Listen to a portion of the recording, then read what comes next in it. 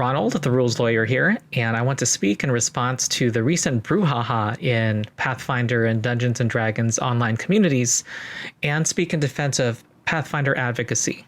I am an advocate for Pathfinder 2nd Edition. It's all over my channel, and I want to say, first of all, that advocacy is not going onto other people's pages and forums and putting them down and insulting them, making people feel bad. That is not what that is. And what advocacy is. For me, what it is have the joy of, letting other people know what I love and see the discovery, that moment of discovery in other people of discovering what I've discovered. And that actually drives me. I'm a teacher of middle school and high school students of tabletop role-playing games, in addition to being a lawyer. And I just like other people liking what I like. And we live in a world in which a tabletop role-playing game hobby in which the majority of people do not play Pathfinder 2nd Edition. They play D&D 5th Edition. And in addition, there is a long-standing set of complaints that 5e players and especially DMs have that I believe Pathfinder 2e addresses. So I think it's important to let players know who may not otherwise know what is in Pathfinder 2e and how it solves those various complaints, either for people to know that there's a system that they can convert to or have one campaign in at least. Also to know various ways they can homebrew some solutions into their 5e games. And also, not every table, I know full well, benefits from moving from 5e to Pathfinder 2e.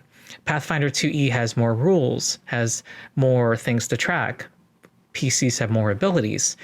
And not every 5e table thinks that having that extra rules load is worth it to get the benefits of what I feel the system has of more choices, customization, and more interesting combat. My plan for this video is to first talk about why I think it's important to have Pathfinder advocacy. Second, to talk about the brouhaha that happened and to respond to that specifically, one response to content creators, another to Pathfinder 2e players, and another to the hobby as a whole, and then talk about good and bad examples of Pathfinder advocacy. First, why Pathfinder advocacy? To put it briefly, competition is good for customers. Right now, Dungeons & Dragons is the dominant system in the tabletop role-playing game industry. And without competition, there's a danger that its maker, Wizards of the Coast, will be complacent and not improve its product for its customers. And right now there's an explosion of the hobby, which is fantastic for all of us for a number of reasons. And it's exploding in popular media. There's a movie coming out, and the vast majority of people who enter tabletop role-playing games do it via the current version of Dungeons & Dragons. There's a number of reasons for that. It's indisputable that Dungeons & Dragons has the name recognition. Also, its current edition is pretty approachable for players. And there's also what's called network externalities. Lisa Stevens, the CEO of Paizo, which makes Pathfinder, talked about this on the 10th anniversary of Paizo, had a series of blogs, and talked about network externalities, which is the inherent benefit of having more people using your product. So in the case of telephones, when those were first invented and very few people had telephones, there wasn't much reason to have your own telephone if the people you knew did not have one. Similarly, in tabletop role-playing games, there's not much use learning a system that your friends are not playing. If your friends are playing Dungeons & Dragons 5th Edition, that in itself is a reason to learn and play Dungeons & Dragons 5th Edition. And so for many people in the hobby right now, it is not only their first system, but also their only system. Because why move away from a game that your friends is the only one your friends know how to play? This can lead to a vicious cycle. People play D&D because people play D&D. And in the world of YouTube content creation, that's true also. Why cover a smaller system when you can get a guaranteed audience of many more viewers by focusing on Dungeons & Dragons? And so there's an actual financial incentive for creators to ignore other systems or spread information that speaks badly about other systems and particularly those systems that are in the same design space of providing combat-focused, tactical, high fantasy play. These monopolistic tendencies crowd out awareness of other RPGs that are not D&D in the general public and within the hobby. And so people who play Pathfinder 2e and other TTRPGs, and there are many excellent ones out there, are in the position of, to have a group at all to play with, to have to advocate for our system. And right now, D&D gets play in mainstream media, television, and movies. And us humble individuals are now having to use one-on-one talking to our friends or talking to potential friends on the internet in order to be able to play our game at all, because TTRPGs are a social pastime. And furthermore, while not having a financial incentive to do so. And from my personal experience as a Pathfinder advocate on the internet and also among people I know, I have found that 5e players are not nearly as entrenched as some would believe. One can have an inflated sense of that by participating in online forums where the most passionate and most vocal and loud people tend to dominate. But yeah, a lot of 5e players, they just, they're not against a particular system or Pathfinder 2e. They just don't play it because of the factors I explained earlier. They don't know people who play this other system and their friends play 5e, or they just don't see the benefits of learning X system to justify the work of learning a new rule set entirely. And I think there's a particular reason why D&D players who enjoy that crunchy high fantasy game should try Pathfinder 2e. It's in the exact same design space, and people who know the history of Pathfinder know it was an offshoot, a fork in the development of D&D. And I think it's just being honest to say that Pathfinder 2e fixes a lot of the longstanding complaints that 5e players and especially DMs have about 5e. I don't think that is claiming any superiority, personal superiority at all whatsoever. Pathfinder 2e just had the privilege of publishing years after 5e and incorporating the lessons and experience of the hobby with 5e, just as 5e improved on those editions before it and became the most successful D&D edition ever. So there's just many people out there who should hear what Pathfinder 2e does. Either they might enjoy the system more than 5e, or they might find ideas that they could use in their own homebrew for 5e. And so I advocate for Pathfinder through my channels and channel, both to try to aid others, but also to popularize a game that in a hobby where network externalities benefit you in order to have more communities of people to geek out about your game with or to simply play. And I just hear of many people on the forums who want to play Pathfinder 2e, but are looking for tools, videos, articles, posts to share with their friends to convince their friends to play it.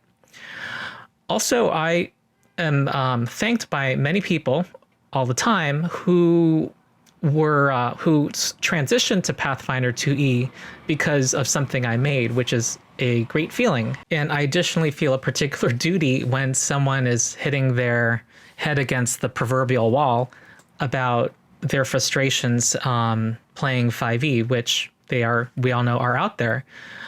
Yes, I'll say, have you played Pathfinder or know about it? So that's where I think all these conversations need to begin. As I now move on to the recent brouhaha. Okay, so at least two D&D content creators have come out with statements saying that people need to stop telling them and other D&D players to try Pathfinder 2e. I have three responses to that and to different groups of people. First, to content creators.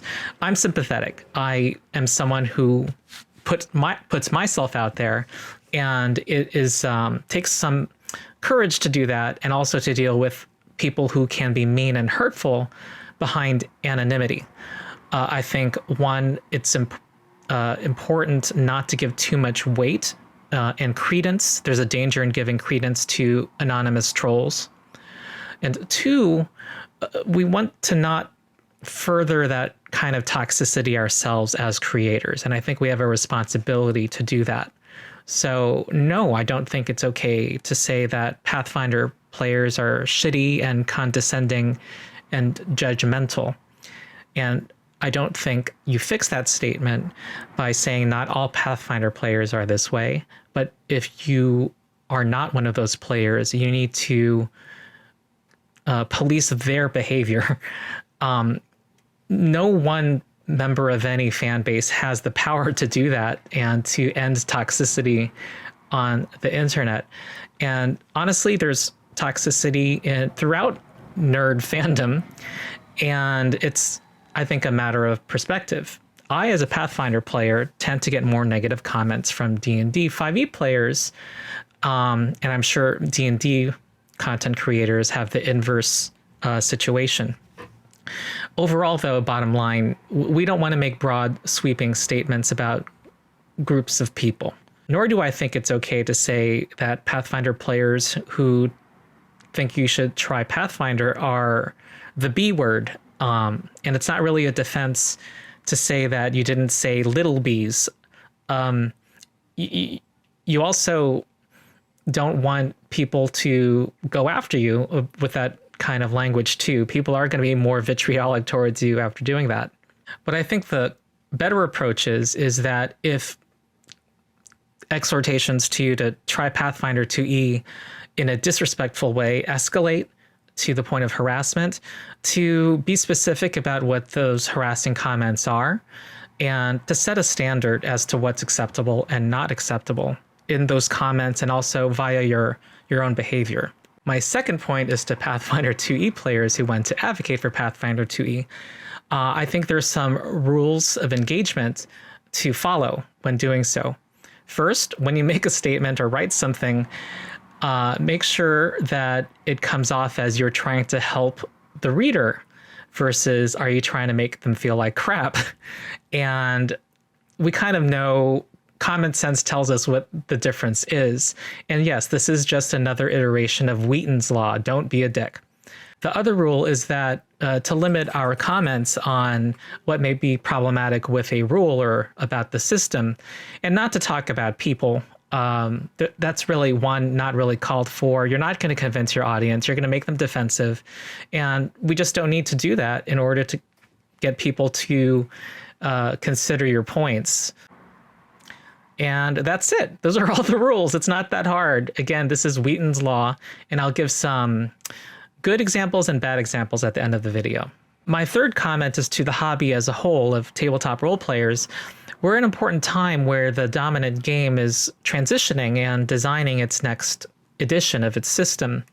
And we want there to be discussion about what can be fixed, what can be improved in the current edition for Wizards of the Coast to not feel complacent, to not take its customers for granted. And there are many D&D 5th edition players who'd agree that they feel a little taken advantage of, assume that they're going to buy every box set and product, and also that those products leave something to be desired. Specifically, there's a danger that D&D does not have to address the longstanding complaints that have been repeated over the past 8 years. And the best thing, honestly, for D&D players and for the hobby as a whole is for the main system to feel like it has a serious competitor. Pathfinder 2e is that most serious competitor, occupying the same design space and audience of people looking for high fantasy, crunchy tactical combat, and also are looking for rules support for that combat. And for WotC to not feel complacent is just going to mean better improvement in D&D. We saw that with 5th edition when WotC, for a moment, lost its leading position in the industry and had a fire lit up there. in putting out 5th edition to make sure it was an improvement to people disaffected by 3rd and 4th. And they need to feel that way again for 6th edition. So that's the context for this quotation I'm about to read from the Magic Sword over at the Paizo forums, where they wrote, "I happen to know, I'm in D&D spaces too, that a lot of D&D players are kind of threatened by the idea of other systems, and they kind of act in ways that are pretty consistent with how people feel when they think a part of their identity is being challenged. They attempt to quarantine the offending thing by problematizing talking about it. They try to associate people who talk about it with bad things. They make appeals to thought-terminating cliches and try to make it about their right to have an opinion. In short, they try to create a chilling effect on discussing or supporting it." End quote. And anyway, what I would say to such individuals is we need to talk openly and feel like we can about problems that are in D&D 5e with the aim of fixing them. I want to acknowledge too that sometimes we're just having a discussion is a cover for harassment, and harassment should not be tolerated. So the creator who said that Pathfinder advocates that addressed them were shitty and condescending had a video that I'm guessing was the target of harassing comments, called fixing my boring D&D combat, DM tips and advice. And such a video, I think, is an opportunity not only to talk about system neutral tips that we all should have in our games to make combat more interesting, but also to talk about, diagnose some of the issues with D&D rules that cause that to happen. And this video opens with the statement, "My players just get into a little flank sandwich with the monsters, and we all just hit each other until somebody's dead. Nobody ever moves because nobody wants to take attacks of opportunity." And this is something that is not true with all TTRPG systems, is my first thought. And it's something that Pathfinder 2e addresses as well. The video was already pretty long, so maybe the creator didn't want to talk about what they found in other systems. But one would hope that in the comments, people could also talk about suggestions and ideas to nick from other systems. But we have a situation now where the creator blocks every comment that uses the word Pathfinder. I myself tested this out. I put in a comment that talked about how Pathfinder 2e's skill actions can be adopted as homebrew in a D&D 5e game. And also, just as Matt Colville favors using 4E monsters in 5e games, 4E monsters' special abilities, I said that such special abilities can be found among Pathfinder 2E monsters as well. But my comment does not show up. I tested this out because of the filter. I'm going to give the creator the benefit of the doubt and assume that they got some genuine harassing comments that have been deleted on the page. But when I looked at the comments, about 2,000 of them, I found that there were about 45 that mentioned Pathfinder, that most of them were just giving their own stories in their own Pathfinder games to use, using the same ideas the creator had in their video. Some suggesting trying Pathfinder in a non-rude way, and then 12 that were suggesting trying Pathfinder in a rude way. I have links to them. But in the overall context of 2,000 comments, I think that those are far outweighed by the positives. And I think that saying people who suggest Pathfinder 2e are shitty and condescending and judgmental as a whole are not really, are painting too broad a brush.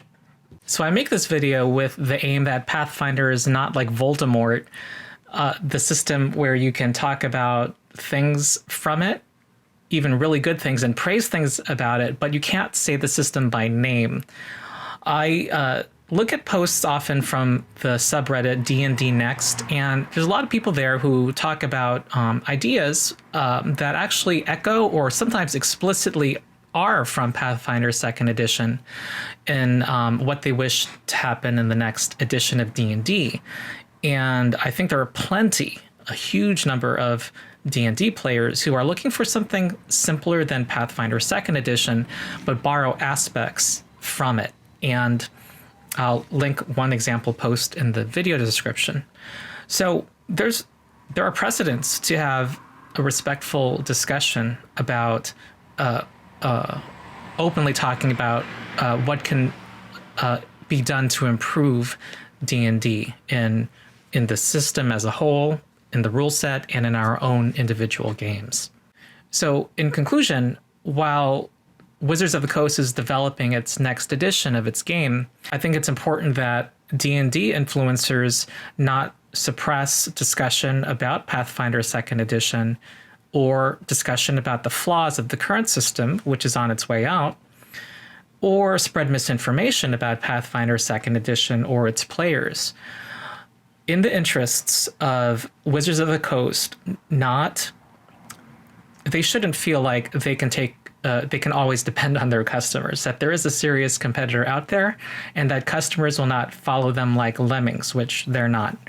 Their players are intelligent, they are discerning, and they may be dissatisfied if a lot of the longstanding complaints that people have raised for years are not addressed and feel insulted. They deserve the best game that they can get. So this last part's easy. I'm just going to talk about some good examples and bad examples. These will be obvious. First of all, good examples are my videos, and check out my channel. And also the comment I tried to leave on that creator's video on boring D&D combat, I think is one approach to talk about how you can use 2E rules in your 5E game. But also that same approach was modeled, I think, by a really good post by somebody over at the dndnext subreddit, which I'll link to in the video description. Also, on that same boring D&D combat video, here's this comment. I would honestly recommend to check out Pathfinder 2E. Attack of Opportunity, which the creator complained about, is a feature you have to buy, and not everyone can buy. Combat is more dynamic, your action economy feels more free, and characters are incredibly diverse compared to 5E.